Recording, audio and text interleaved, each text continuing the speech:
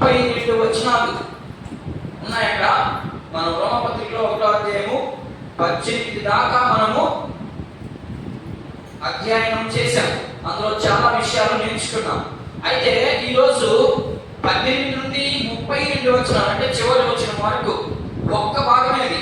కానీ ఆ భాగంలో ఒక 3 పాయింట్లుగా చేశాను. నేను 3 పాయింట్లో నేను ఈ ఒక్క పాయింట్ మాత్రమే చెప్పేదానికి సరిపోతుంది. 18 నుండి 20 వచనాలు మాత్రమే ఈరోజు మనం అర్థం చేసుకున్నానికి ప్రయత్నం చేద్దాం. ఎందుకంటే అక్కడ చాలా విషయాలు ఉన్నాయి. నేను వీలైతే వీటిని కూడా 2వ పాయింట్ కూడా చెప్పేదానికి సిద్ధపడతాను. త్వరగానే ముగించేదానికి ప్రయత్నం చేస్తాను. 18 నుంచి 20 వచనాలు మాత్రమే ఈరోజు మనం ధ్యానం చేస్తాం. మనం 23 వచనాలు చదివితే కొంత అర్థమవుతుంది. అంతా చదవాలి, కానీ అంతా చదివేదానికి మనకు సమయం లేదు. కాబట్టి 18 నుండి 23 వచనాలు చదువుతాను. దుర్నీతి చేత సత్యమును అడ్డగించు. ఈ మాట అర్థం కావాలి అంటే ఏది? దుర్నీతి చేత అనే మాట అర్థం కావాలంటే నువ్వు 17వ వచనం చదువుకుంటావు. చదువు. ఎందుకనినా నీతిమంతుడు విశ్వాసమూలముగా జీవించునని వ్రాయబడిన ప్రకారము విశ్వాస మూలముగా అంతకంతకు విశ్వాసము కలిగినట్లు దేవుని నీతి దాని యందు బయలుపరచబడి ఉందంట. నీతి యందు బయలుపరచబడి ఉన్నది. దాన్ని ఇప్పుడు మనుషులు ఏం చేస్తున్నారు చూద్దాం. అక్కడ చదువు. దుర్నీతి చేత మనుషులు ఏం చేస్తారంటే దాన్ని దుర్నీతి చేత, నీతి వేరే దుర్నీతి వేరే. దుర్నీతి చేత సత్యమును అనగదొక్కి, అడ్డగించడం అంటే అనగదొక్కడం అంటే ఇంకా బాగా అర్థమవుతుంది మనకి. అందుకని సత్యాన్ని ఏం చేస్తున్నారంటే మనుషులు అనగదొక్కి చదువునే మనుషుల యొక్క సమస్త భక్తిహీనత మీద దుర్నీతి మీదను దేవుని కోపము పరలోకము నుండి బయలుపరచబడుచున్నది. ఎందుకనగా దేవుని గూర్చి తెలియ సత్యమైనదేదో అది వారి మధ్య విషదమై ఉన్నది. దేవుడు అది వారికి విషదపరచెను. ఆయన అదృశ్య లక్ష్యములను అనగా ఆయన నిత్య శక్తియు దేవత్వమును జగత్ పునాది మొదలుకొని సృష్టింపబడిన వస్తువులను ఆలోచించుట వలన తేటపడుచున్నవి గనుక వారు నిరుద్ధులై ఉన్నారు. మరియు వారు దేవుని ఎరిగియు ఆయన దేవునిగా మహిమపరచలేదు. కృతజ్ఞతాస్తుతులు చెల్లింపను లేదు. కానీ తమ వాదనములందు వ్యక్తులైరి. వారు అవివేక హృదయమును అంధకారమైన తాము జ్ఞానమును చెప్పుకొనొచ్చు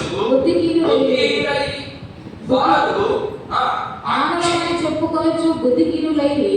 వారు అక్షయులకు దేవుని మహిమను క్షయమగు మనుషుల యొక్కయు పక్షుల యొక్కయు చతుస్పాద జంతువుల యొక్కయు పురుగుల యొక్కయు ప్రతిమ స్వరూపముగా మార్చిరి. ఇక్కడ మీకు క్లారిటీగా బాగా అర్థమైంది. మళ్ళా చదవండి మీరు ఇంటికి. ఈ వచనాన్ని దేవుడు మనకి ఏమి చెప్పాలనుకుంటున్నాడు, పౌలుని ఎందుకు అలా అంత లోతుగా లేకపోతే అంత స్థితిగా తీసుకెళ్లాలనేది పౌలు గారు ఎలా ప్రారంభించి అక్కడ ఉన్నటువంటి ప్రజలకి లేదా విశ్వాసులకి, ఇక్కడ నేను ఆల్రెడీ మీకు రాశాను. ఏమంటా దీనికి అంశం ఏంటని పెట్టాను. అంశం ఏంటి? ఈరోజు మనం నేర్చుకోబోయే అంశం పేరేంటి? భక్తిహీనులపై దేవుని కోపం. అసలు దేవునికి కోపం ఉంటుందా? దేవుడు కదా ఆయనకు అసలు కోపమే ఉండకూడదా? మరి నేనేమంటే అక్కడ రాశాను, అక్కడ భక్తిహీనులపై దేవుని కోపం. అసలు దేవునికి కోపమే ఉండదని బోధించేవాడు చాలా మంది ఉన్నారు. మంచిదే, దేవునికి కోపం ఉండదు, కోపం ఉంటే మనం ఉన్నాం. కానీ ఆయన వచ్చినటువంటి ఒక ప్రణాళిక ఈ భూమి మీద ఉంది. ఏంటి ఆ ప్రణాళిక అంటే ప్రతి ఒక్కరు కూడా రక్షించబడాలి. ప్రతి ఒక్కరు కూడా వారు చేస్తున్నటువంటి పాపములో నుండి బయటికి రావాలి. వారు చేసిన ప్రతి కార్యముల నుండి బయటికి రావాలి అనేది దేవుని యొక్క ఉద్దేశం. అందుకనే జగత్ పునాది మొదలుకొని మనం రోమపత్రిక అయితే జగత్ పునాది మొదలుకొని చూస్తాం. అదే ఎఫెసీ పత్రికలో పెడితే జగత్ పునాది మొదలుకొని అంటే ప్రారంభం ఉంటే ప్రారంభము కాకదంటే ఆయనకు ఒక ప్రణాళిక ఉంది. ఏంటంటే దేవదూతలు తప్పు చేయాలి, వాటిని పక్కన పెట్టాలి. ఆ తర్వాత నా స్వరూపంలో మనుషులు చేసుకోవాలి, వారు కూడా తప్పిపోతారు. తప్పిపోయినప్పుడు నా కుమారుడు భూమి మీద పెట్టాలి. అదే స్వరూపంలో ఆయన నేను చెప్పింది చేయాలి, ఆయన కూడా నేను శిక్షించాలి. ఆ శిక్షని ఇరిగి నా ప్రజలు మారాలి. అది ఆయన ప్రణాళిక. అనేది అర్థమవుతుందా? స్పీడ్ అవుతుందా? స్పీడ్ అవ్వలేదు కదా. నేను నిదానం ఎందుకంటే నాకు గొంతు పోతా ఉంది. మాట్లాడి మరలా రేపు ఉంది. మరలా రేపు పొద్దున సేవకుల మీటింగ్లో వాకింగ్ చెప్పమంటున్నారు. మీరు అర్థం కావట్లేదేమో నా వాక్యం. చాలా మంది 10 సింపుల్గా అర్థమైపోతుంది. అర్థం చేసుకున్నప్పుడు నేను అక్కడ ఉన్నదాన్ని మాత్రమే బయట నుంచి నేనే తీసుకురావట్లేదు. అర్థమైనా? ఇప్పుడు ఏం చదివాం మనం అక్కడ? భక్తిహీనులపై దేవుని యొక్క ఎవరు భక్తిహీనులు అంటే దేవుడు ఎవరో తెలుసు మనకి, దేవుడు ఎలా ఉన్నాడో తెలుసు, దేవుడు ఎప్పుడు ఆరాధించాలో తెలుసు దేవుడిని. కానీ మనం ఏం చేస్తున్నామంట? మనుషులు ఏం చేస్తున్నారంట? దేవుణ్ణి పక్కన పెట్టి వాళ్ళు దుర్నీతి చేత అంటే వాళ్ళ ఆలోచన చొప్పున ఎవరికి ఆపాదిస్తున్నారంట ఆ మహిమ? చెట్లకి, పక్షులకి, ఇంకా మనుషులకి, ఈ మూడింటికి ఆపాదించేస్తారు. అందుకని దేవుడు ఇప్పుడు ఏం చేస్తున్నాడంటే ఆయన తన ఉగ్ర రూపాన్ని చూపిస్తా ఉన్నాడు. చాలా మంది బోధకులు ఏం చేస్తారంటే దేవుని యొక్క ఔన్నత్యాన్ని, దేవుని యొక్క ప్రేమను, దేవుని యొక్క సమృద్ధిని, దేవుని యొక్క ఆశీర్వాదాల గురించే బోధిస్తారు. మంచిదే, ఇది నేను తప్పు అన్నాను. అలా బోధించినందువల్ల దేవునికి ఒక ప్రణాళిక ఉంది. ఆ ప్రణాళిక పూర్తి అవ్వదు. త్వరగా పూర్తి అవ్వాలి అంటే దేవుని ప్రేమ ఎంత చెప్తావో దేవుని కోపం అంత చెప్పాలి. దేవునికి కోపం లేదు, ఆయన ప్రేమ స్వరూపి అని చెప్పుకుంటా ఉన్నాడు. మంచిదే. అలాగైతే మనం పాత నిబంధనలో మనం చూసుకుంటూ వస్తే అప్పుడు లేదా దేవుని ప్రేమ, అప్పుడున్న ఆయన దేవుడు కదా, ఇప్పుడున్న ఆయన దేవుడు మనం అర్థం చేసుకున్నాం. పాత నిబంధనలో తప్పు చేస్తే ఏం చేస్తాడు? వెంటనే దేవుని కోపమే వాళ్ళకి వచ్చేస్తాం. అలాంటి వ్యక్తి మరి ఇప్పుడు ఎందుకు ప్రేమాస్వరూపుగా మారిపోయాడు? కారణం ఏంటంటే చాలా కారణాలు ఉన్నాయి. ఆ కారణాలన్నీ మనం ఒకటి తెలుసుకుంటా పెట్టడానికి ప్రయత్నం చేద్దాం. అర్థమవుతుంది అనుకుంటాను నేను. నా భాష అర్థం కాకపోతే అర్థం చేసుకుందానికి ప్రయత్నం చేయండి. త్వరగా ఆవేశపడిపోకండి. అర్థం చేసుకుని ఏం చెప్తున్నాడు అనేది అర్థం చేసుకోండి. మనము ఇక్కడ గమనిస్తే 18 నుంచి 20 వచనాల్లో ఏం కనబడతా ఉంది? ఎవరి గురించి ఆలోచన చేయలేదంట? ఇక్కడ రాసేది చూడండి. నేను ఇక్కడ రాశాను, దేవుని గురించి ఆలోచన చేయలేదు కాబట్టి దేవుని కోపము ఎవరికి వస్తుంది? ఈ భూలోకంలో ఉన్నటువంటి ప్రతి మనుషులకి దేవుని కోపం వస్తాం. ఇది మొదటి భాగం. అంతేమన్నా దానికి ఇంకేమన్నా? చదువు 18 నుంచి 20 వచనాలు చూడండి. 18 వచనం చూడండి. 18 వచనంలో ఏం కనబడతా ఉంది? దుర్నీతి చేత సత్యమును అడ్డగించి మనుషుల యొక్క సమస్త భక్తిహీనత మీదను దుర్నీతి మీదను దేవుని కోపము పరలోకము నుండి బయలుపరచబడుచున్నది. 18వ వచనంలో ఏం కనబడుతుంది? దేవుని కోపము ఎవరి మీదకి వచ్చినట్టు కనబడతా ఉంది? మనుషుల మీదకి వచ్చినట్టుంది. ఎక్కడి నుంచి వస్తుందంటే ఆ కోపము పరలోకము నుండి వస్తుంది. అయితే ఎందుకు అలా? దేవుని గురించి ఆలోచన చేయలేదు కాబట్టి కోపం వస్తాం. అయితే ఎలా ఆలోచన చేయాలి? మనము ఎలా ఆలోచన చేయాలి? ఆయన గురించి ఆలోచన చేయడం లేదు అని చెప్తున్నాడు. పౌలు గారు ఎలా ప్రారంభిస్తా ఉన్నాడు. అయితే ఎలా ఆలోచన చేయాలి? మనము ఎలా ఆలోచన చేయాలి అంటే 18 నుండి 20 వచనాల్లో మనుషులు ఏం చేస్తున్నాడంట? నీతిని అడ్డగించేస్తున్నాడు. నీతి అంటే ఏంటి అర్థము? నీతి అంటే అర్థం ఏంటి? నీతిమంతుడు, అదే కదా మనం 17వ వచనం చదువుకుంది. నీతిమంతుడు విశ్వాసం మూలంగా జీవిస్తాడన్నాడు. ఎవరి మీద విశ్వాసం ఉంచితే జీవిస్తాడు ఇప్పుడు అనేది ఇక్కడ వ్రాయబడింది. ఇక్కడ ఎలా ఆలోచన చేయాలంటే దేవుని ఎలా గుర్తుపడతామమ్మా? మీరు మసాయి చూడాలి. ఇక బుక్ మీద మీరు చూడవచ్చు. నేను చెప్పినప్పుడు మాత్రమే బుక్లో వెళ్ళండి. దేవుణ్ణి మనం అర్థం చేసుకోవాలంటే ఎలా అర్థం చేసుకుంటాం? దేవుడు రాత్రికి వచ్చేమన్నా మనం ప్రత్యక్షం అవుతాడా, లేదంటే నేను ఈ స్వరూపంతో ఉంటానని చెప్తున్నాడా? లేదు. మరి ఎలా అర్థం చేసుకోవాలి? అక్కడే రాస్తుంది. ఎక్కడ రాసి ఉన్నాయా? అక్కడే వ్రాయబడి ఉంది.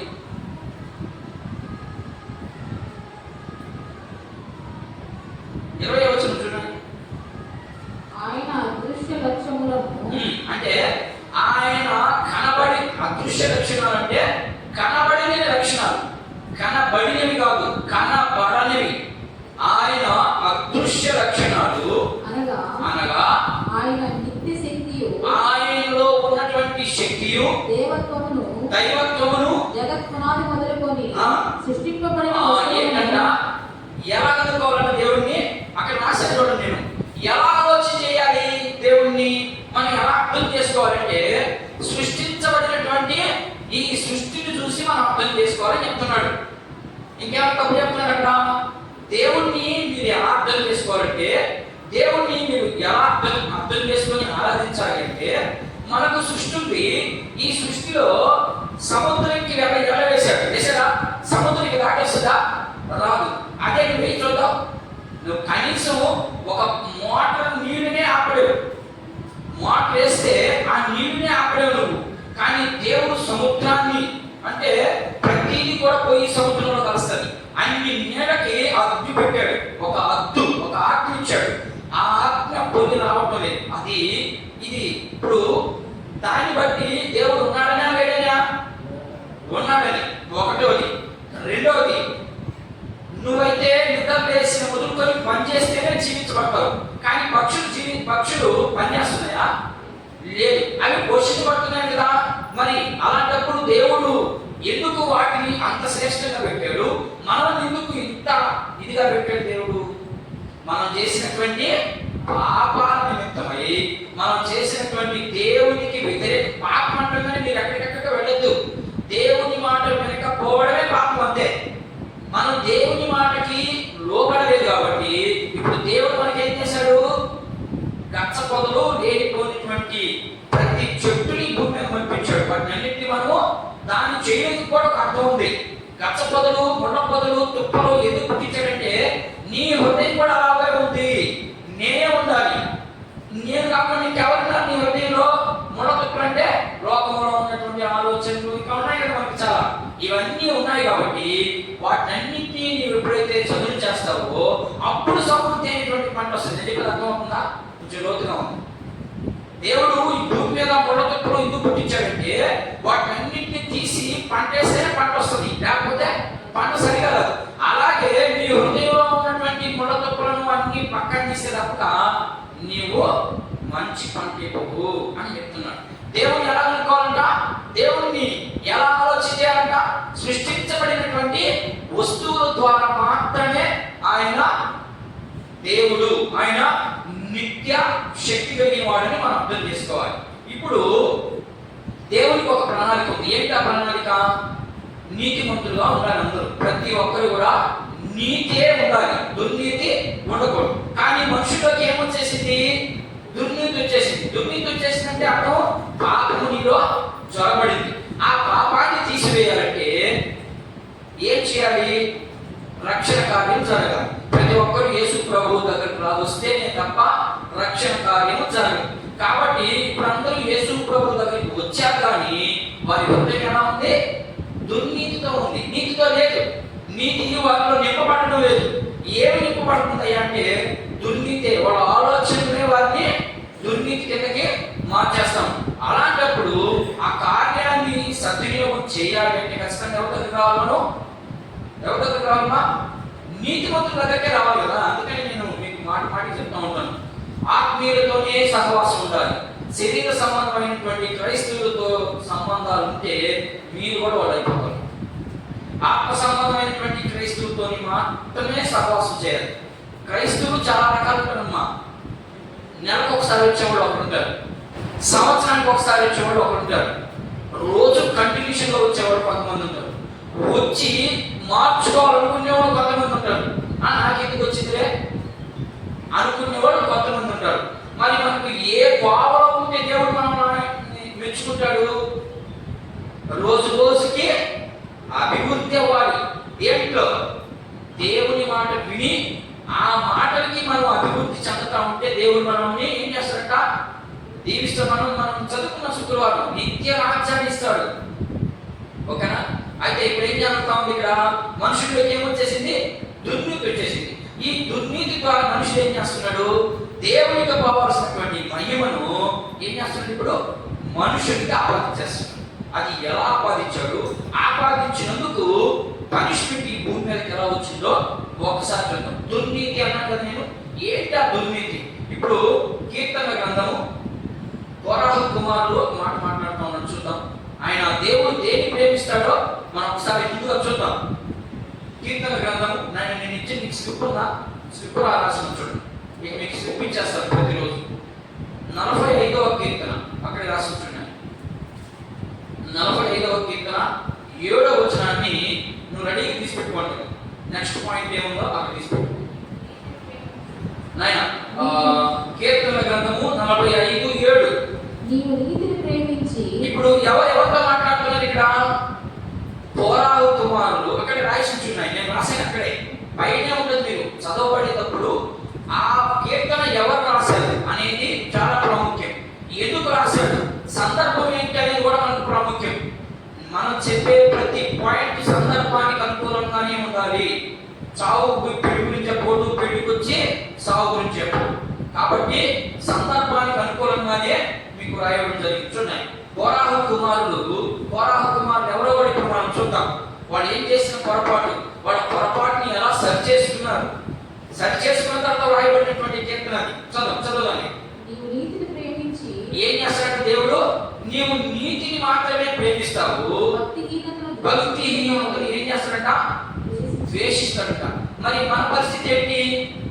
కోరాహు కుమారులు భయంకరమైనటువంటి భక్తిహీనతలో ఉన్నారు. వాళ్ళు నేత్రాలు కూడుకుపోయినట్టుగా అలాంటి స్థితిలో ఉన్నారు. మనం సంఖ్యాకాండం 16వ అధ్యాయం చదివితే వాళ్ళ యొక్క ఉద్దేశం ఏంటి, వాళ్ళు ఎలా ఉన్నారో మనం చూద్దాం. అక్కడికి వెళ్ళినప్పుడు చూద్దాం. ఇప్పుడు ఎవరిని ప్రేమిస్తాడంట? ముందుగా ఇది ఇంట్రడక్షన్ గా, ఈ భాగానికి ఇంట్రడక్షన్. ఏ భాగానికి? 18 నుండి 20 వచనానికి ఇది జరిగినటువంటి సంఘటన గురించి మీకు ఒక అవగాహన ఇచ్చారు. అర్థమవుతుందా? అర్థం కావట్లేదా? అర్థమవుతుంది. కొంచెం తేడాగా ఉందా? ఏం తేడా లేదు కదా? అర్థం. ఇది ముందుగా 20 వచనాల్లో 18 నుండి 20 వచనాల్లో ఏం చూడబోతున్నాం అనేది మీకు ఒక ముందుగా ఇన్ఫర్మేషన్. మొదటిగా ఇప్పుడు ఇవి ఏం చేయాలంట? ఇవి ఏం చేయలేదంట? నైనా ఇవి ఏం చేయలేదంట? దేవుణ్ణి గుర్తెరగలేదు. దేవుణ్ణి ఎలా ఆరాధించాలో, అసలు దేవుడు ఎవరు, దేవుడు ఎలా ఉంటాడు కూడా వీళ్ళు గుర్తెరగలేదంట. కాబట్టి ఇప్పుడు దేవుని కోపం ఎలా వస్తుందంట? ఈ భూమి మీదకి అందరూ నశించిపోయే రకంగానే వచ్చింది కదా. చూద్దాం. ఆదికాండం 6వ అధ్యాయం మొదటిగా ఎక్కడ ప్రారంభించాడు దేవుడు? ఆదికాండము 6వ అధ్యాయం, లేకపోతే 5వ అధ్యాయం. ఇంకా క్లారిటీ కనబడాలంటే ఏమొచ్చింది చూడకుండా చెప్పండి నాయన. 6వ అధ్యాయంలో ఏమొచ్చింది? మొదటి నుండి 6 అధ్యాయాలు కదా. 6వ అధ్యాయానికి ఏమొచ్చింది చెప్పాలి. మీకు ఒక అవగాహన ఉండాలి. 1వ అధ్యాయము సృష్టి ప్రారంభము, 2వ అధ్యాయంలో విస్తరింపబడుట, 3వ అధ్యాయంలో పని చేసుకుంట, 4వ అధ్యాయంలో ఇదిగో కయ్యూరు. ఇట్లా ఒక్కొక్క అధ్యాయానికి ఒక్కొక్క అవగాహన ఉండాలి మనకి. అవగాహన రాకపోతే మనకి ఏం అర్థం కాదు. మీరు పైన రాసేసుకోవచ్చు, అక్కడ మీ బుక్ పైన రాసేసుకోవచ్చు. ఈ అధ్యాయం అంతా చదివి నీకు ఏం అర్థమైనా అక్కడ రాసేయాలి అంతే. అప్పుడు నువ్వు చేసుకుని టక్కున దాని కాబట్టి గుర్తుంటుంది, ఎవరికో గుర్తుండదు. కాబట్టి మీరు అక్కడ రాసేసుకునేదానికి ప్రయత్నం చేయండి. మొదటి అధ్యాయం కనబడుతుంది సృష్టి ప్రారంభం కనబడుతుంది, రాసేసుకోవచ్చు. సృష్టి ప్రారంభం ఎక్కడి నుంచి? 1వ అధ్యాయం నుంచి 2వ అధ్యాయం మొదటి దాకా ప్రారంభం కనబడుతుంది.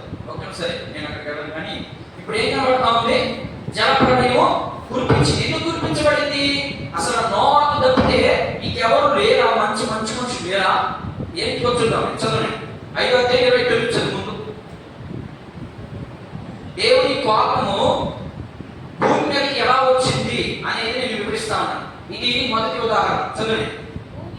భూమిని ఏంటంటే యెహోవా శపించినందువలన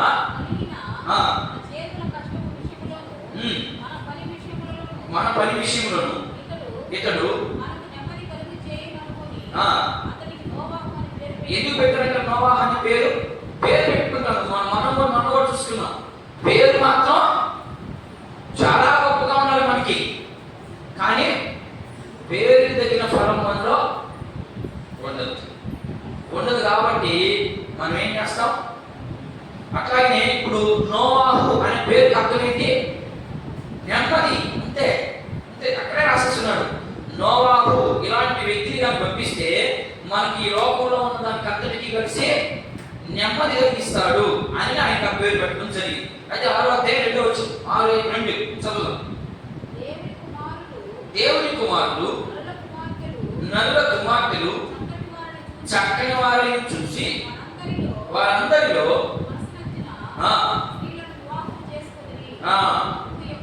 అప్పుడు యెహోవా ఏం చెప్తున్నాడు అక్కడ?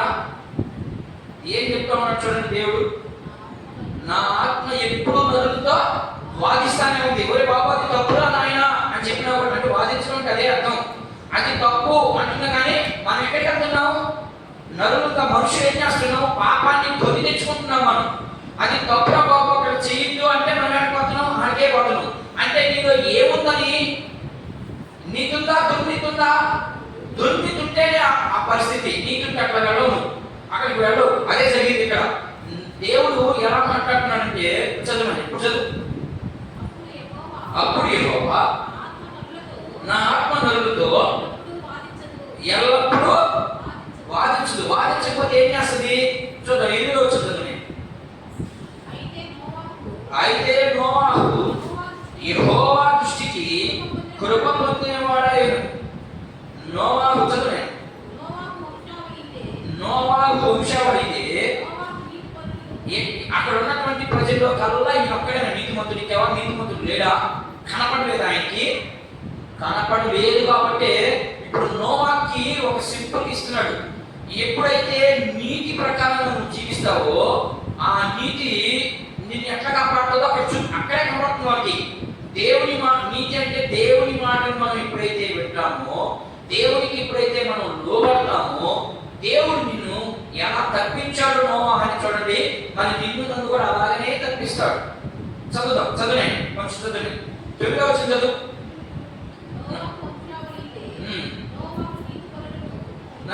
పని చదువు. భూలోకమును చూచినప్పుడు అది ఎట్లుందంట?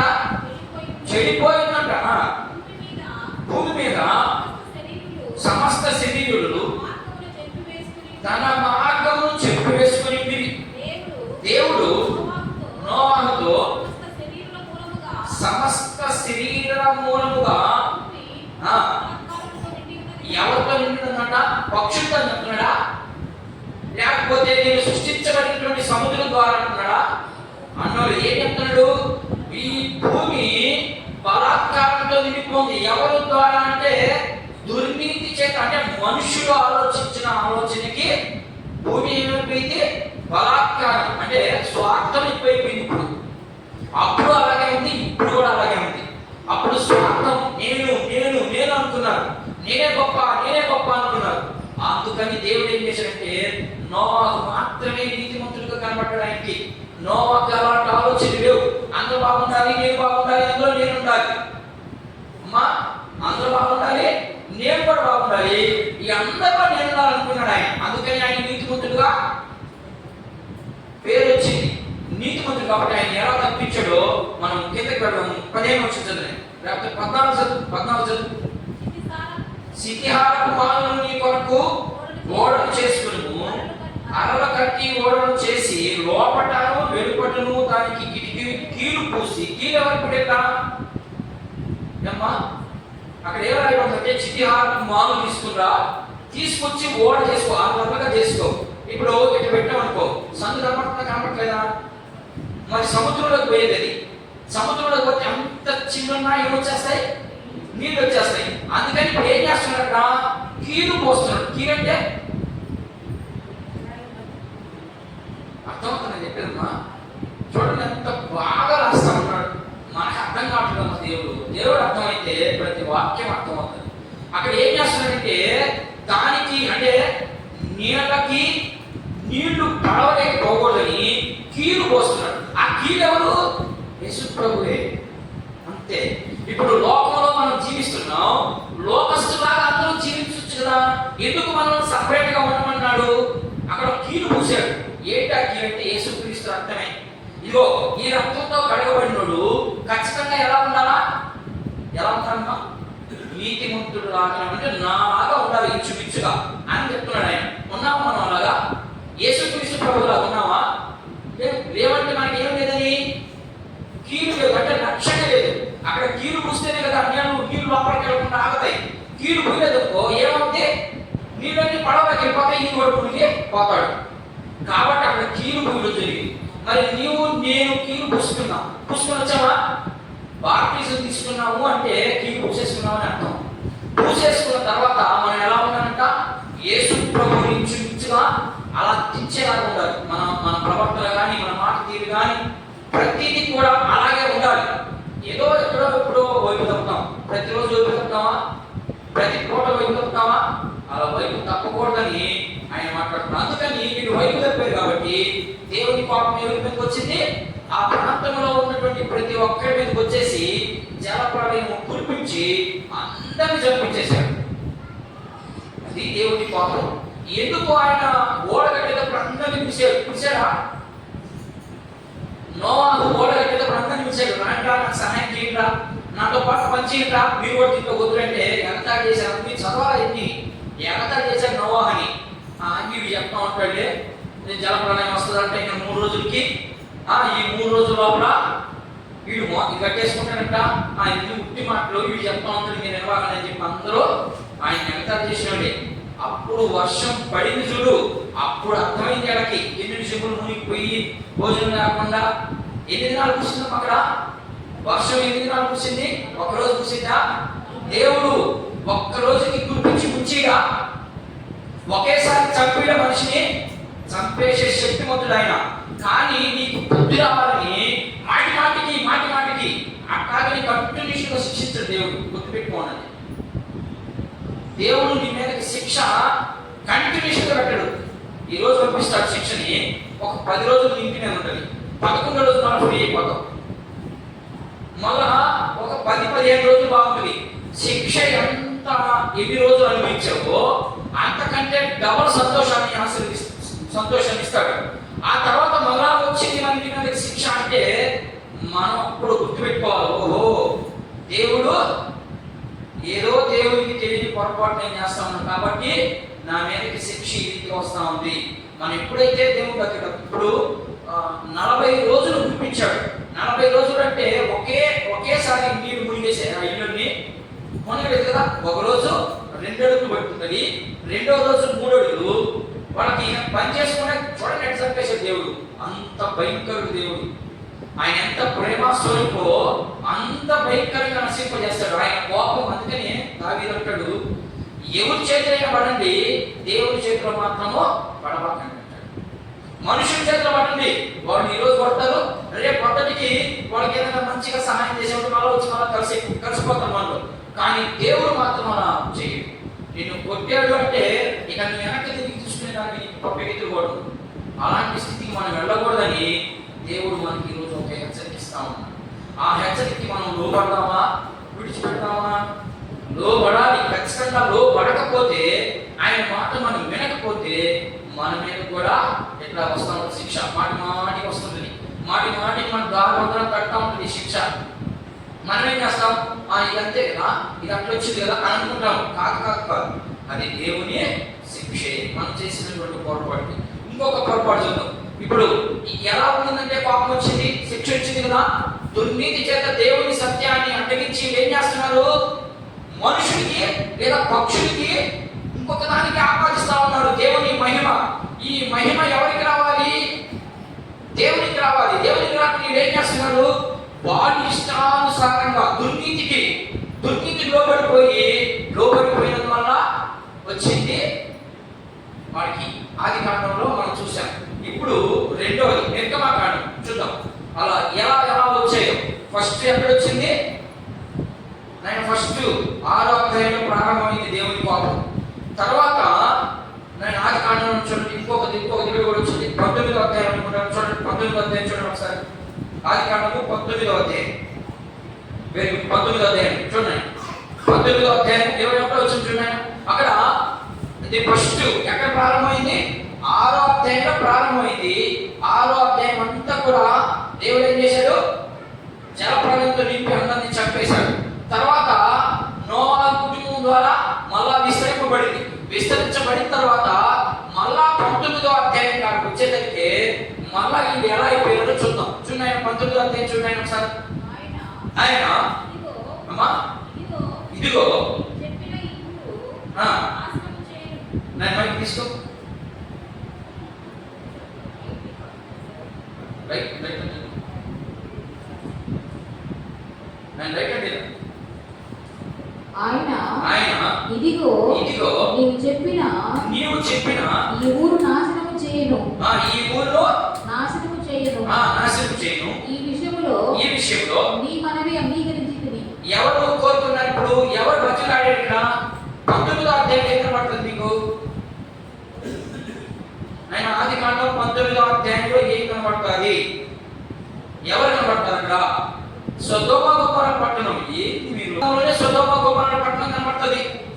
అక్కడ సొదొమ గొమొర్రా పట్టణాన్ని నాశనం చేసేదానికి దేవుని దూతలు కిందకు వచ్చేటప్పుడు అది ఎవరికి చెప్పాడు? నేను నాశనం చేయబోతున్నాను పలానా ఊరిని అబ్రహాంకి చెప్పాడు. ఎందుకని? అబ్రహాం తమ్ముడు అక్కడ ఉన్నాడు ఆ ప్రాంతంలో. ఆ ప్రాంతాన్ని నేను నాశనం చేయబోతున్నాను అబ్రహాం అన్నాడు. ఇప్పుడు అబ్రహాం ఏం చేశాడు? గోదావరి అన్నాడు. ఏమని గోదావరి? వంకాయ పోతున్నాం అన్నట్టుకి పోయినప్పుడు రూపాయికి ఇస్తావా, పావులకి ఇస్తావా, ₹10 అక్కడ గోదావరి. అయ్యా అక్కడ ఒక 100 మంది నీతిమంతులు ఉంటే అందరిని చంపేస్తానంటున్నావు. ఆ 100 మంది కూడా చంపేస్తావా? సరే 100 మంది కాదు, వాడికి ఒక 50 మంది ఉంటే అట్లా తీసుకొచ్చి ఒక్కడి కాడికి తీసుకొచ్చాడు అబ్రహాం. అలా బతిలాడాడు దేవుడిని. అబ్రహాం బతిలాడినప్పుడు సరే ఒక్కడి కానీ నీతిమంతుడు కాదంటే నేను ఆ ప్రాంతాన్ని నేను నాశనం చేయను అన్నాడు. ఒకడన్నా ఉన్నాడు అక్కడ? లేకపోగా వాడు తమ్ముడు ఉన్నాడు. ఎవరు తమ్ముడు? అబ్రహాం తమ్ముడు ఉన్నాడు, లోతు. అర్థమైందా? లోతు మాత్రమే వాడిని పిలిచాడు. ఎవరిని? ఆ దేవదూతని పిలిచినప్పుడు ఆ ప్రాంతంలో ఉన్నటువంటి ప్రజలు ఏమయ్యారు? కళ్ళుకి కొరికి వాడు దేవదూత చాలా అందంగా ఉంటారు కదా, ఆ అందంగా ఉన్నదానికి వీళ్ళు రియాక్ట్ ఎలా అయ్యారంటే, నోవాహు వాళ్ళిద్దరిని మా దగ్గరికి పంపిస్తావా? ఏం సంగతి కొట్టమంటావా అన్నాడు. అప్పుడు ఆయన లోతు ఏమన్నాడు? గుర్తు రాట్లేదా? ఏమన్నామ్మా? నా 2 కుమార్తెలు ఉన్నారు, వాళ్ళకి ఇంకా పెళ్లి కూడా రాలేదు, వాళ్ళని వదిలేస్తా, మీ ఇష్టం ఏమేం చేసుకుంటాను. కానీ 7 మాత్రం తాకిపోతాడు. తాకితే ఏమైపోద్ది? ఈ ప్రాంతం అంతా నాశనం అయిపోద్ది. నా బిడ్డలిద్దరు నాశనం అయిపోయినా ఇబ్బంది లేదు, కానీ ఈ ప్రాంతం నాశనం అయ్యేదాన్ని నేను ఒప్పుకోనన్నాడు. ఒప్పుకున్నారు వాళ్ళు? చదవండి. ఇప్పుడు ఒప్పుకున్నారు, ఒప్పుకోలేదు చూద్దాం. 19:24 వచ్చిన కానీ చదువుకుంటుందా?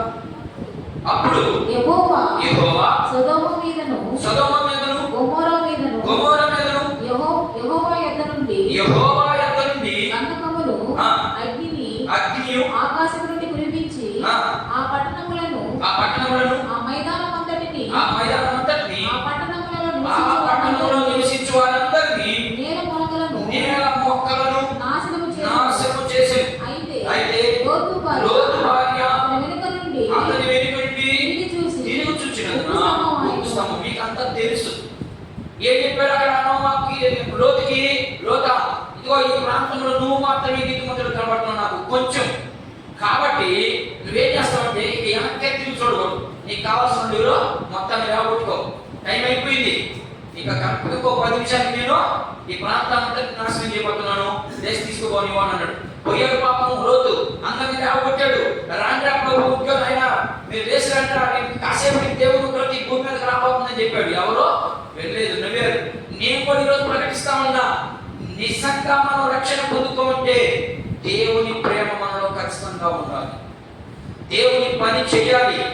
దేవునికి ఇవ్వవలసిన సమయాన్ని మనము ఇవ్వాలి. ప్రతి విషయంలో అది ఏదైనా, మనం ఈరోజు మంచి ఆరోగ్యంగా ఉన్నావు అంటే అది నువ్వు తినే తిండిలో లేదు. దేవుడు కనికరించి నీకు ఈ భూమి మీద నోకలు పెట్టాడు కాబట్టి నీకు అన్ని అవయవాలు బాగున్నాయి. లేకపోతే లేనిపోని జబ్బులతో బాధపడేవాడు చాలా మంది ఉన్నారు. ఆ జబ్బులతో బాధపడి దేవుని దగ్గరికి రాలేనటువంటి వాళ్ళు చాలా మంది ఉన్నారు. నీకు మంచి ఆరోగ్యం ఇచ్చాడంటే నీ సొంత పనులు కాదు, నీకు ఆరోగ్యం ఇచ్చింది. అదే చెప్పాడు ఇక్కడ, ఒరే నాయన లేచిరండి, ఇక కాసేపటికి దేవుడు మన ఈ ప్రాంతం మీద, ఈ ప్రాంతం ఎలా అయిపోయింది, బాగా చెడిపోయింది. ఒకరికి వాయువు లేవు, వర్షాలు లేవు. ఇక్కడ వాళ్ళు ఇష్టం వచ్చింది, వాళ్ళకి మనసుకి నచ్చింది చేసుకుంటా ఉన్నారు. కాబట్టి దేవుడు వారిని శిక్షించమని, లేచిరండి నాతో నాండి అన్నాడు. ఎవరైనా విన్నారా? ఎవరు లేదు. లోతు కుమార్తెలు ఇద్దరు, వాళ్ళు కూడా వెళ్ళలేదు. అయినా కూడా ఎట్లా మధ్యనాడి వాళ్ళమ్మ ఆయన వెళ్ళిపోతా ఉంటే ఖచ్చితంగా వాళ్ళు విడిచిపెట్టారు కదా. వాళ్ళ తన్నో తిట్టో ఏదో ఒకటి తీసుకుపోయాడు. వారికి లోటు వచ్చింది. ఏమైనా లోటు వచ్చింది? ఇదంతా నిజమేనా? చెప్పాడు పోయి వెనక్కే తిరిగి చూడకూడదు, మీరు లోకం వైపు తిరిగి చూడకూడదు ఇక అన్నారు. వచ్చారు నా దగ్గరికి అంటే తన అర్థం ఏంటి? కొంచెం లోతుగా చెప్పాలి. మీకు లోతుగా చెప్పాలనేది నా ఆశ. కానీ మీకు అర్థం కావట్లేదు కాబట్టి నేను పైపైకి అంత వెళ్ళాల్సి వస్తుంది. మీరు వెనక్కే తిరిగి చూడకూడదు అన్నాడు. దేవుడు చెప్పాడా? మీరు ఒకసారి రక్షణ పొందుకున్న తర్వాత మీరు లోకం వైపు చూడకూడదు. దేని వైపు చూడాలి? మన గురంతా దేవుని వైపే ఉన్నాడు. అతని లోకంలో ఉన్న వాటిని వదిలినని నా ఉద్దేశం పూర్తిగా. మనకు ఏది అవసరం దాన్ని చేయాలంటే, అనవసరమైనటువంటి కూడా పక్కన పెట్టారు. చెప్తే విన్నారా? ఇల్లు వినలేదు, నవ్వుకున్నారు. ఈమెమనుకున్నది నిజమే కదా, మా ఆయన నన్ను రమ్మంటున్నాడే, ఇది ఎంతవరకు నిజమని ఊరికి అటు సింపుల్గా తిరిగింది. ఈ రోజు కూడా అట్లాగే ఉంది. ఉక్కు స్తంభం అయింది. ఈ రోజుకి పాలస్తీనా ప్రాంతంలో ఈ రోజు కూడా అలాగే ఉంది. మరి ఆ ఉక్కు స్తంభం ఎప్పుడు మారుతుంది? మనం సినిమాలు వస్తుంటాం. అంటే నీళ్ళు చదివితే కుక్క ఏమైపోతుంది, అట్టే అయిపోతుంది. మనిషి కూడా అట్టే అయిపోతున్నాడు. అట్లా అయిపోయింది. అదంతా దాంట్లో నుంచి చూసి కొట్టింది. అర్థమైందా? అట్లాగే ఉన్నాను. ఈ రోజు కూడా అట్లాగే ఉంది. తర్వాత ఆ ప్రాంతాన్ని అంతా ఏం చేశాడైనా చదివింది కూడా అగ్ని గంధకాలతో కాల్చి పడేసేది. ఈ రోజు కూడా మనట్లానే ఉందంట. గంధకం అంటే చదువుకున్నాడు బాగా తెలుసు. గంధకం అంటే ఆకలమా? గంధకాలు ఆరు. గంధకం అనేది అది మనకనే ఉంటుంది. ఇప్పుడు 24 గంటలు మనతోనే ఉంటుంది. ఇప్పటికి మనతోనే ఉంటుంది. గంధకం పోదాం తేలిక. అర్థమైందా? అలా మండుతా ఉంది. ఇది రెండవ ఉదాహరణ. దేవుని కోపం ఎలా వచ్చింది? 6వ అధ్యాయం వచ్చింది, 19వ అధ్యాయం వచ్చింది.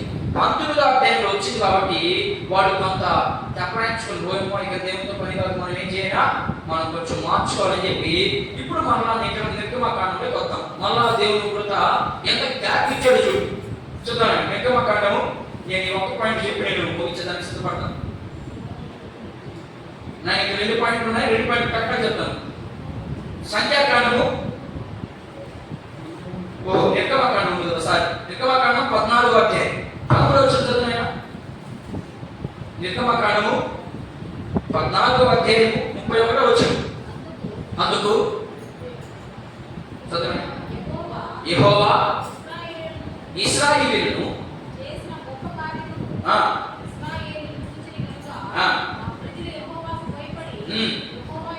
చాలా ఆగుదాం. ఇక్కడ ఏం కనబడుతుంది? ఇది ఎర్ర సముద్రం కాడ చేసినటువంటి అట్లా గుర్తున్నాను మీకు టూకీగా.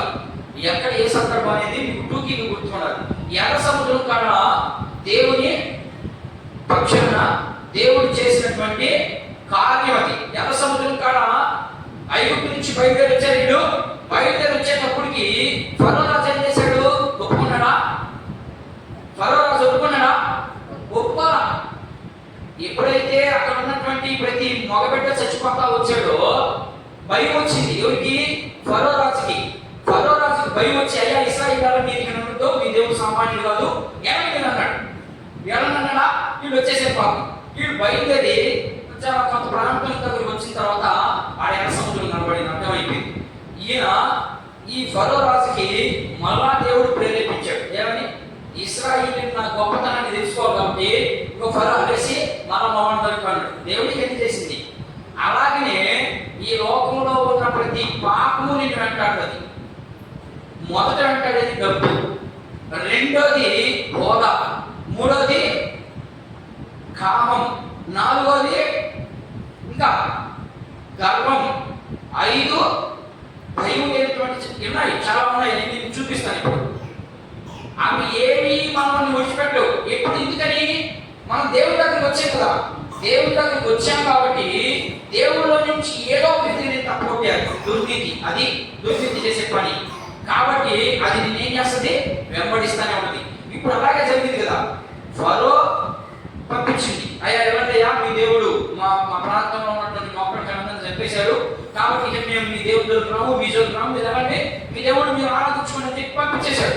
పంపించేసిన తర్వాత మళ్ళా ఫరో లేచి గొడవలు పరిగెత్తాడు. నేను చంపేదానికి, మన ఎంత తీసుకొచ్చుకునేదానికి, బానిసలుగా చేసుకునేదానికి. అలాగనే పాపం నిన్ను వెంటాడుతుంది, ప్రతి విషయం వెంటాడుతుంది. వెంటాడిగా వదిలేసింది పాపం. ఎప్పుడు? యేసుక్రీస్తు ప్రభు దగ్గరకు వస్తుండగానే వదిలేసింది. కొన్ని రోజులు జరిగిన తర్వాత మళ్ళా వెంటాడుతుంది. నేను పట్టుకొని లాగుతా ఉంటుంది, మాటి రాకుండా ఉంటుంది. నీలో దేవుని పై ఉంటే, దేవుని యొక్క వాక్యం నీలో ఉంటే ఆ పాపానికి నువ్వేమో లోపడు. ఒకవేళ కొన్ని పరిస్థితుల్లో పడిపోతాం, మళ్ళా చేసేదానికి ప్రయత్నం చేస్తాం. నీకు అలా లేదు అంటే నీవు పాపంలోనే జీవిస్తావు. అది దాని అర్థం. ఇప్పుడు కనుక్కున్నాడు, కనుక్కున్న అక్కడ ఇశ్రాయేలుకి ఏం చేశాడు దేవుడు? అద్భుతం ఏం చేశాడమ్మా? ఎర్ర సముద్రాన్ని ఆరిన నేలగా చేసేసాడు. దాంట్లో నడిచిపోయే బాగానే ఉంది, వాడు నడిచిరాలేదా? సైనికుడు ఎన్నుకున్నటువంటి పాపం నీతో పాటు రాదా? ప్రాంతానికి వచ్చావమ్మా, దానికి అర్థం ఏంటంటే ప్రాంతానికి వచ్చావు, ప్రాంతానికి వస్తానని నీ మనసు ఏం చెప్తుంది? ప్రాంతాన్ని నేను పడుతుందా? పట్టిదు. ఇంటికాడ ఏమైపోయిందో అలాడిపోతే ఏమైపోతానో అంటే పోవచ్చు. ఇది అట్లాగే దొరుకుతుంది. వెనక వాడు బయలుదేరారు, కానీ వాడిని ఏమైనా చేశాడు దేవుడు? ఇశ్రాయేలుని తాగించాడా? దేవునికి భయపడి దేవుడు మార్గంలో నడుస్తా ఉన్నాడు కాబట్టి వెనకని మూసుకుంటూ వచ్చాడు సముద్రాన్ని. మళ్ళా ఎంత మంచి దేవుడు! మన వాసం ఆయన కుమారుణ్ణి కూడా శిక్షించేదానికి వెనకంచాడలేదు. ఆయన మనం చేసినటువంటి పాపాల నిమిత్తము ఆయన చేసినటువంటి శిక్ష ఎంత భయంకరమైందో మరి మీరు ఇంటికి వెళ్తారు, చదువుకోండి. ఒక మాట సంఖ్యాకాండము రాసుకోండి. మీరు ఇంటికి వెళ్తారు, చదువుకోండి. సమయం సరిపోదు, దాన్ని వివరించలేను. ఇప్పుడు ఎన్ని విషయాలు చెప్పాను? ఒకటి, దేంతో? గర్వంతో నిండున్నది కాబట్టి జలప్రలయం వచ్చింది, దేవుని పాపం వచ్చింది, ఇది అవుతుంది. రెండోది ఏమైంది? కామముతో కళ్ళు పొరలెక్కాయి కాబట్టి రెండోసారి దేవుని ఉగ్రత వచ్చింది. మూడవసారి ఏమైంది? దేవుడు నిజ దేవుడు ఈయనే అని తెలుసుకునే దానికి మూడవ ఉగ్రత వచ్చింది. నాలుగవ ఉగ్రత ఏమొచ్చిందంటే అంతా మాకు తెలుసు అనుకున్నారు. ఇందాక చదువుకున్న మనం కోరాహు కుమారులు వాళ్ళు ఏమయ్యారంటే, మీరు చదవండి 16వ అధ్యాయం. నేను 4 రకాల పాపాల గురించి చెప్తున్న పాత నిబంధనలో ఉన్నటువంటి భక్తులు చేసినటువంటి తప్పులకి దేవుని శిక్ష వచ్చింది. మనం ఆధ్యాత్మికంగా మనం ఎలాంటి పాప స్థితిలో ఉన్నామో కొన్ని విషయాలు మనం చూద్దాం. అయితే రేపు చూద్దాం. ఇప్పుడు ఈరోజు చూడండి, ఎందుకు సమయం సరిపోదు. ఇప్పుడు దేవుని వ్యతిరేకించినందుకు సంఖ్యాకాండము 16వ అధ్యాయము చూడండి. సంఖ్యాకాండము 16 2 వచనాలు చదవండి, 30 నుంచి 32 వచనాలు చదవండి. మీరు 19వ అధ్యాయం వరకు చదవాలి. ఇంటికి 19వ అధ్యాయం కంప్లీట్గా చదివితే దేవునికి పట్ల వాళ్ళు ఏం చేశారో చూద్దాం. గర్వం, వారికి వచ్చినటువంటి గర్వం ఏం చేశారో చూద్దాం. అయితే యెహోవా గొప్ప వింత పుట్టించడం వలన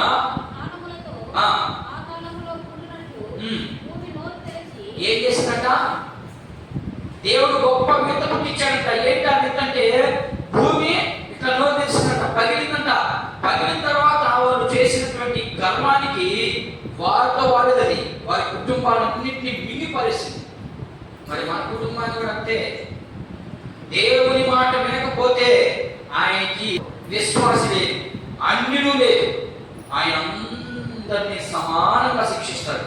తప్పు చేస్తే వెంటనే శిక్ష మాత్రం రాదు క్రైస్తవులకి, గుర్తుపెట్టుకోండి. ఒకవేళ క్రైస్తవులు తప్పు చేశాడు అంటే వెంటనే మాత్రం శిక్ష రాదు. ఎందుకని ఆయన ఇప్పుడు ఎక్కువ ప్రేమ చూపిస్తున్నాడు కాబట్టి ఇంకా తెలుసుకుంటాడు. ఎవరైతే తొందరపడ్డాడు, ఇప్పుడు మళ్ళా తెలుసుకుంటాడు, ఎవరైనా వెయిట్ చేస్తాడు. కానీ ఆ రోజు వెయిట్ చేయలేదు, వెంటనే వచ్చేసి శిక్ష. కానీ శిక్ష మాత్రము తప్పదు. అందుకని రోమాపత్రిక 8వ అధ్యాయం కాడిపోతే మనకు అర్థం అవుతుంది ఇంకా బాగా. అందుకని రోమాపత్రికని ఎవరు కూడా మిస్ అవ్వకండి, ఓకేనా? సరే, ఇక్కడ ఏం జరుగుతా ఉంది? సంఖ్యాకాండము 16:30 పడింది. వాడికి గర్వం వచ్చింది, అందుకని భూమి చేతనే మింగించడం జరిగింది. ఇది గర్వం వచ్చిన వల్ల వచ్చింది. అయితే ఇప్పుడు బాప్టిజం ఇచ్చి యోహాను మాట చెప్పాడు వాళ్ళకి. వచ్చింది అందరిని చంపేసుకుంటూ వెళ్తా ఉన్నాడు దేవుడు. చంపేసుకుంటూ వెళ్తా ఉన్నటువంటి స్థితిలో వాడిని రక్షించాలి. దేవుని ఉద్దేశం అది కదా, వాడిని రక్షించాలి కాబట్టి ఇప్పుడు ఒక ఆయన వచ్చాడు. ఎవరైనా బాప్టిజం ఇచ్చి యోహాను వచ్చాడు. వచ్చి ఏం ప్రకటించాడు ఆయన? 3వ అధ్యాయం మత్తయి సువార్త 3వ అధ్యాయంలో పరలోక రాజ్యం సమీపించింది కనుక మీరు ఏం చేయాలంట? మారు మనసు పొందమని. అంటే అంతకుముందు వాడు మారు మనసు లేవా? వాళ్ళకి మనసే లేదా? ఉంది కదా. కానీ ఎలాంటి మనసు ఉన్నవాడికి? దుర్నీతి, నీతి లేదోడికి.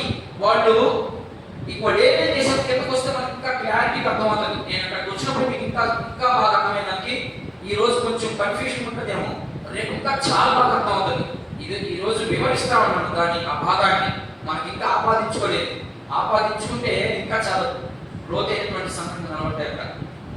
ఇప్పుడు ఏం కనబడతా ఉందంటే, అలాంటి వాడికి బాప్టిజం ఇచ్చి యోహాను మంచి మాట చెప్పాడు. ఏ మాట చెప్పాడంటే చూడండి, యోహాను సువార్త 3:16 చదవండి. 3:36 సారీ 3:16 చదవండి ఒకసారి. యోహాను సువార్త 3:16 చూడండి. అక్కడ దేవుడు ప్రేమించాడు కదా. ప్రేమించాడు కాబట్టి ఇప్పుడు మీరు ఏం చేయాలి? దేవుడు అయితే లోకాన్ని ప్రేమించాడు. ప్రేమించబడినటువంటి లోకం ఏం చేయాలి? 30 వచ్చింది 36 3:36 ఏం చేయాలంట? నాయన నేను చెప్పే అర్థమవుతుందా? దేవుడు లోకాన్ని ఎంతో ప్రేమించాడు కాబట్టి ప్రేమించబడినటువంటి ప్రజలు ఎవరికి ఏం చేయాలని ఇప్పుడు చెప్తున్నాడు ఇక్కడ. ఆయన కుమారుని యందు విశ్వాసం ఉంచి, ఆయన కుమారుని యందు ఎవడైతే విశ్వాసం కలిగి ఉంటాడో వాడికి ఏమొస్తుందంట? నిత్య జీవం వస్తుందంట. విశ్వాసం లేకపోతే మీ అందరికి విశ్వాసం లేదా? మళ్ళీ మీరు వేసుకోవాలి ఇక్కడ పాయింట్. అంటే మా అందరికి విశ్వాసం లేదా? ఉంది. ఎలాంటి విశ్వాసము?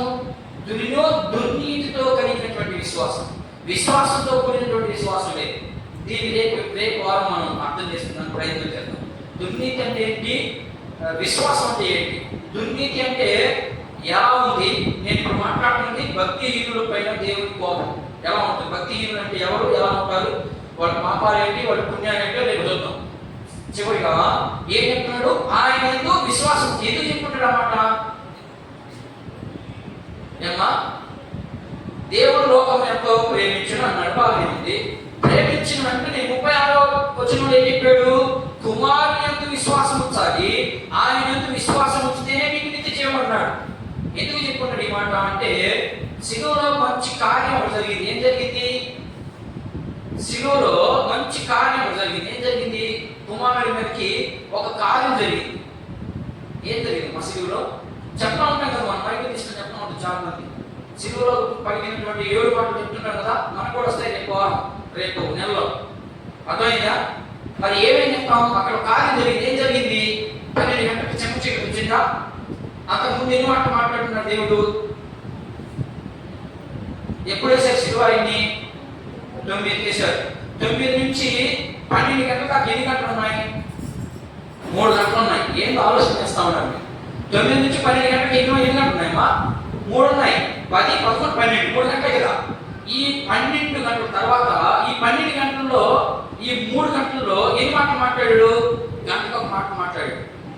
ఒకసారి 9 నుంచి 10 గంటలకు ఒక మాట మాట్లాడాడు. 10 నుంచి 11 దాకా ఒక మాట మాట్లాడాడు. 11 నుంచి 12 దాకా ఒక మాట మాట్లాడాడు. మాట్లాడుతుండగానే 12వ గంటకి ఏమైపోయింది? భూమి అంతా చీకటి కప్పేసింది. ఆ చీకటి ఎందుకు కమ్మాలి? చీకటి కమ్మకుండా చేయొచ్చు కదా, బహిరంగంగా చేయొచ్చు కదా. ఎట్లా అర్థమవుతుందా? చీకటి ఎందుకు కమ్మించాడు దేవుడు? ఆ చీకటిలో ఏం జరిగింది? ప్రశ్న. ఏం జరుగుతుంది? ఊహించండి ఒకసారి. ఏం జరుగుతుందమ్మా? మీ అందరికీ బాగా తెలిసినటువంటి, నాకంటే బాగా తెలుసు మీకు, కానీ మీరు భయపడతా ఉంటారు ప్రతి విషయానికి. వీడు ఏం చెప్తే ఏమంటాడని అనుకుంటున్నారా? ఏమనుకోరు. మీరు తెలుసుకుంటారు, నేను కూడా తెలుసుకుంటాను. ఏం జరిగింది అమ్మా? అప్పుడు సమాధి వేయలేదు కదా. సమాధి చేయలేదు కదా, సాయంకాలం కదా వేసింది ఆయన. 12 గంటలకు చీకటి వచ్చిందమ్మా. యేసు ప్రభు శిలువలోనే ఉన్నాడు అప్పుడు దాకా. ఇంకా ఆయన 4 మాటలు ఉన్నాయి కొడవ. ఆ చీకటిలో ఏం జరిగింది, ఎందుకు చీకటి గమ్మింది, ఆ దృశ్యాన్ని అంతటినీ లోకానికి ఎందుకు చూపించలేదు ఆయన? లోకంలో ఉన్నారు చాలా మంది, యేసు ప్రభు శిష్యులు ఉన్నారు, యేసు ప్రభుని తట్టినోడు ఉన్నారు, కొట్టినోడు ఉన్నారు, పూసినోడు ఉన్నారు, అందరూ ఉన్నారు. వాళ్ళందరికీ ఆ ఒక్క గంట మరుగు చేసేసాడు. ఎందుకు చేసేదంటే ఆ శిక్ష అతి భయంకరమైనటువంటి శిక్ష యేసు ప్రభు మీదకి వచ్చింది. ఎందుకు వచ్చింది? తన కుమారుడే కదా, ఆయనే కదా ప్రేమించి భూమి మీద పంపించింది. మరి భూమి మీద పంపించినటువంటి వ్యక్తి మీదకి ఎందుకు అంత భయంకరమైనటువంటి శిక్ష విధించాడు? నీ కోసం, నా కోసం. మన పాపాలు ఎప్పుడైతే ఆయన మీద మోపబడ్డాయో మన శిక్ష అంతా ఎవరు అనుభవించాడు? ఇప్పుడు యేసు ప్రభు అనుభవించాడు. మరి అలాంటి దేవుణ్ణి మహిమపరచడానికి ఎందుకు మనకు ఇంత నిర్లక్ష్యం? అలాంటి దేవుని కోసం పనిచేయడానికి ఎందుకు మన అంత నిర్లక్ష్యం? ఇక్కడ ఆలోచన చేసుకోండి. నేను చెప్పోటి మీకు, మనము ఆయన మీదకు వచ్చినటువంటి ఆ యొక్క ఉగ్రత మనం చూడకూడదని చీకటి కనిపించేశాడు. దేశం అంతా ఎక్కడ వెలుగులే కనపడలేదు. అంతసేపు ఆ చీకట్లో యేసు ప్రభు కొట్టుకుని మనం ముళ్ళు తగ్గితేనే ఎవరన్నా నా దేవుడా నేను ఈ మాట ప్రార్థన చేస్తుండే ఏడే అని అంటారే. మరి అలా ఊహించుకోండి ఒకసారి. యేసు ప్రభు మనందరి శాపాలు ఇప్పుడు కూడా తక్కువ చేస్తున్నామా మనము? అప్పుడు చేసాం, అప్పుడు పడ్డాడు, బాగానే ఉంది, మనకు తెలియదు కాబట్టి. ఇప్పుడు యేసు ప్రభు వాక్యాన్ని ధ్యానిస్తూ, ప్రార్థన చేస్తూ, పాటలు పాడుతూ, వాక్యాన్ని బోధిస్తూ ఇప్పుడు కూడా నిద్ర చేసి ముదురుకొని పాపం పాపం పాపం పాపం పాపం వెంటనే ఉంది పాపం మనం. మరి యేసు ప్రభుని ఆయన చేసిన శిలువ కార్యాన్ని ఒక్కసారి జ్ఞాపకం చేసుకుంటున్నాం మనం. ఆయన చెప్పాడు, మీరు నన్ను ప్రతి ఆదివారం నన్ను జ్ఞాపకం చేసుకోవాలి. ఏంటి ఆ జ్ఞాపకం? నేను మీ అందరి కోసం చచ్చిపోయినా కాబట్టి మీరు నా యందు నా మాటలు ఎందుకు విశ్వాసం ఉంచితేనే మీకు నిత్య రాజ్యం. లేకపోతే నేను ఏ రీతిగా శిలువలో శ్రమ పడ్డానో, నేను పడిన ఒక గంటే మీరు నిత్యం జీవితాంతం పడతారు. ఆ జీవితాంతం పడకూడదని నేను మీ దగ్గరకు వచ్చాను. రాండి నా దగ్గరికి, మీకు సమయం ఉందో లేదో రాండి, ఇప్పుడే. రేపు మీకు ఉంటారో పోతారో తెలియదు. కాబట్టి మీరందరూ కూడా రావాలి, వచ్చి ఆయన ఎందుకు విశ్వాసం ఉంచాలి. ఆయన ఎందుకు విశ్వాసం ఉంచడమే కాదు, ఆయన మాటకి విధేయత చూపించాలని నేను మత్తయి సువార్త చదివిన మాట ఒక్కటి చదువు. ఎందుకు మన పాపాల నిమిత్తం చనిపోయాడు దానికి నేను 2 వచనాలు చూపిస్తాను చూడండి. ఏం చెప్పాడు అక్కడ? 27 మత్తయి సువార్త 27వ అధ్యాయం 46వ వచనం చదివిన ఒకసారి. 2 వచనాలు ఎక్కడికక్కడ కానీ ఆ సమయం అయిపోయింది. ఇంచుమించు 3 గంటలప్పుడు యేసు ఏలీ ఏలీ లమా సబక్తనీ ఎక్కడగా కేక వేసి ఆ మాటకు నా దేవా నా దేవా నా చేయి ఎందుకు విడిచిపెట్టలేదా? మీరు ఇప్పుడు పాయింట్ గుర్తుపెట్టాలా. ఇందాకేమో 12 గంటలు అన్నావు, ఇప్పుడేమో 3 గంటలు చదువుతున్నాను ఏమో అడగలను మీరు. నేను చెప్పింది ఇప్పుడు 12 గంటలు అప్పుడు జరిగింది నేను చెప్తున్నాను. అక్కడేమో 3 గంటలు కనపడతా ఉంది. మరి నేను చెప్పింది తప్ప, అక్కడ తప్ప? మీరు అర్థం చేసుకోవడం తప్ప, మీరు అర్థం చేసుకోవడం తప్పు. ఏంటంటే అక్కడ ప్రాణాన్ని అర్పిస్తున్నాడు, అప్పుడు చచ్చిపోయాడు ఆయన. అర్థమైందా? నా దేవా నా ప్రాణాన్ని తీసుకోండి. ఇక నా మానవులు మొత్తం ఈ భూమి మీద ఉన్నటువంటి పుట్టేవాడు, చచ్చినోడు, బ్రతికినోడు అందరి నిమిత్తం నేను ప్రాణం దారిపోసేసా. దారిపోసేసిన తర్వాత ఇంకా 4 మాటలు మాట్లాడాడు. ఇది చివరి మాట. నా దేవా నా దేవా నన్ను తీసేసుకోగలను, నా ఆత్మ నీకు అప్పగిస్తున్నాను అంటున్నాడు కదా 4వ మాటలో, లాస్ట్ 7వ మాటలో అలా అప్పగించాడు. ఇక్కడ ఏంటంటే ప్రభువా నువ్వే కదా నన్ను పంపించింది. ఈ మాట అర్థం ఏంటంటే ప్రభువా నువ్వే కదా నన్ను పంపించింది, ఎందుకు నా చేయి ఇచ్చావు, నాతో కూడా ఉండొచ్చు కదా అని బతిలాడుతున్నాడు ఆయన. సొంత కుమారుడి మీదకే దేవుని కోపం రగులుకుంటూ వచ్చింది భయంకరంగా. మనం కూడా జాగ్రత్తగా ఉండాలి. మన మీదకి కోపం రాదా? వస్తుంది. వస్తే ఎలా ఉంటుందో ద్వితీయోపదేశకాండం చూద్దాం ఒకసారి. ఈ మాట చదివించి వినిపిస్తాను నేను. ద్వితీయోపదేశకాండము 28వ అధ్యాయం 15 నుంచి 68 వచనాలు ఉన్నాయి అక్కడ. మీరు ఇంటికి చదవండి. ఒక్క 2-3 వచనాలు చదువున్నాయి. చదువునా 28:15 నేను నీకు ఆజ్ఞాపించు ఆయన ఏం చెప్పాడైనా ఆజ్ఞలను చదువునండి, కట్టడలను ఏమా నీవు అనుసరించి నడుచుకుని దేవుడైన యెహోవా ఏంటంట, దేవుని మాట వినకపోతే ఆ శాపాలన్నీ మనం తీసుకుంటాయని నా అర్థం. మరి మనం ఎలా ఉన్నాం? సృష్టించుకునే రీతిగా ఉన్నావా? సృష్టించుకోకుండా ఉన్నావా? ఉండాలంటే ఇప్పుడు రోమపత్రిక చదివాను. సృష్టించబడకుండా ఉండాలంటే అవన్నీ యేసుక్రీస్తు నిమిత్తము మన నిమిత్తము యేసుక్రీస్తు అనుభవించాడు కాబట్టి ఆయన ఎందుకు మనం ఎలా ఉంటామో అక్కడ ఒక మాట చూడండి. 8:3 వచ్చిన రోమపత్రిక 8:3 ఏం చేయాలంటే మీరు నన్ను వింటున్నారు ఇక్కడ ఏం చెప్తున్నారంటే ఈ శాపములన్నీ మీ మీదకి వస్తాయి ఎప్పుడు ఆజ్ఞలు వినకపోతే. అర్థమైందా? కాబట్టి ఆ శాపాలన్నీ పోవాలంటే ఇప్పుడు ఏం చేయాలంటే మీరు శరీరాన్ని అనుసరించక ఆత్మను అనుసరించే నడుచుకున్నవాడే మన యందు ధర్మశాస్త్ర సంబంధమైన నీతి విధి నెరవేర్చబడవాలని పాప పరిహార నిమిత్తము దేవుడు తన సొంత కుమారుని చూడండి. అసలు ఆ మాట చదువుతుంటే మీకు ఒక్కసారి మనసు చెల్లించొస్తుందా? ఒక్కసారి కాకపోయినా ఒక్కసారి దేవుడు మనకి ఎంత చేస్తే మనం ఏమి చేయలేకపోతున్నామని ఎప్పుడు కూడా మీకు అనిపించలేదా? మనకు అనిపించదు. ఎందుకని మనలో ఏముంది? దుర్నీతి ఉంది, స్వార్థం ఉంది. ఇంకా ఆ స్వార్థం ఉంటే ఖచ్చితంగా మనకి ఇలాంటి స్థితి రాదు. నాకెందుకులే అనుకుంటారు. మీరు ఆత్మానుసారంగా నడుచుకుంటే మీరు ఆత్మకు లోబడతారు, ఆయన మాటకు విధేయత చూపిస్తారు. ఉన్నావా? ఒకవేళ ఇప్పుడు దాకా విధేయతగా లేవేమో యేసు ప్రభుకి, మరి ఇది మొదలుకొని ఉందామా అనుకున్న వాళ్ళందరూ నాతో పాటు ఏకీభవించి ప్రార్థనలో ముందుకు